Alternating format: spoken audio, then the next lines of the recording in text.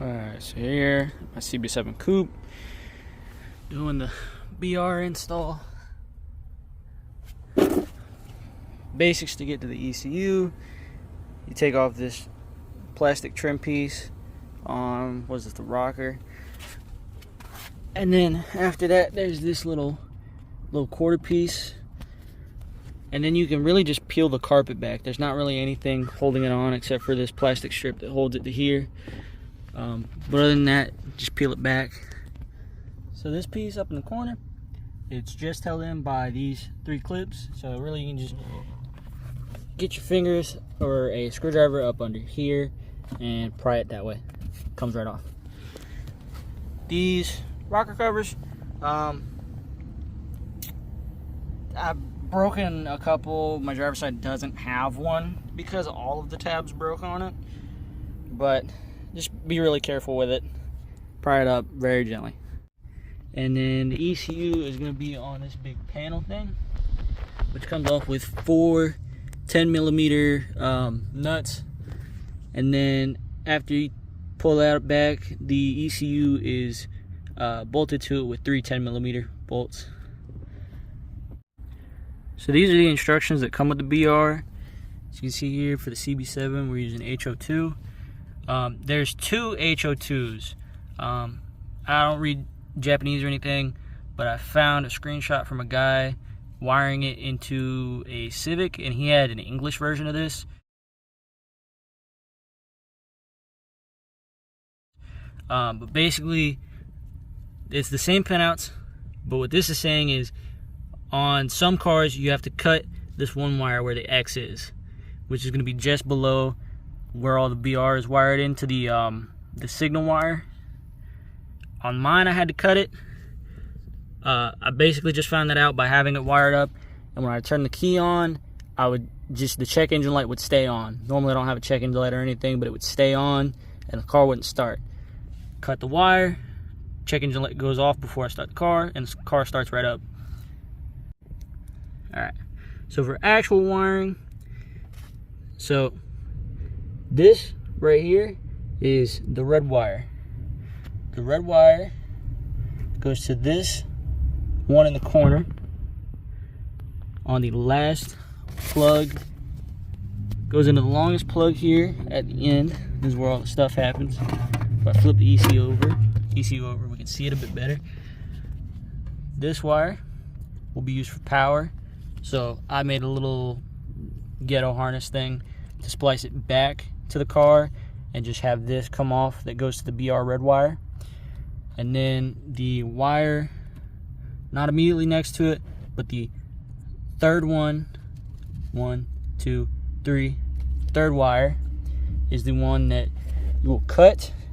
And on the ECU side one, coming out of the ECU, you're gonna put in the yellow wire, and then the harness side that would normally go to the ECU, the other side from the wire you cut will go to the green one.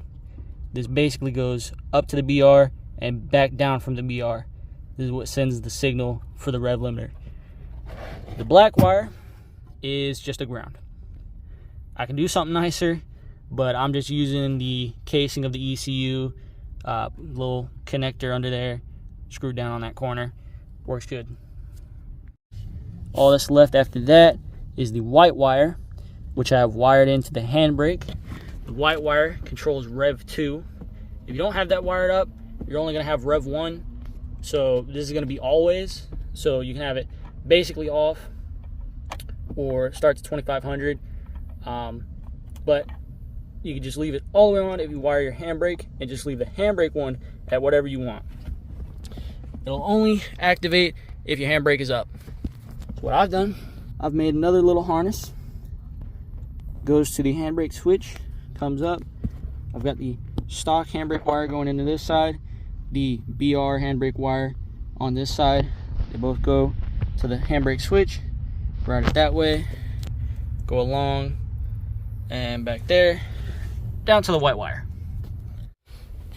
All I'm doing for the rest of the wires is tucking it all behind the carpet and behind this wiring loom cover thing, and then I'll be putting my ECU back on the panel and then bolting it back up here.